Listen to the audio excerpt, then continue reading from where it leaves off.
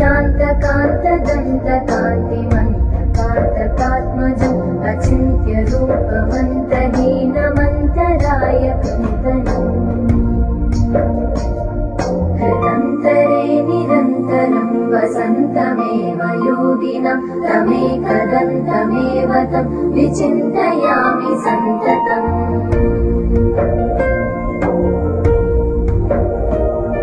महागणेश पञ्चरत्नमादरेण योन्मः प्रजल्पति प्रभातके हृदि स्मरन् गणेश्वरम्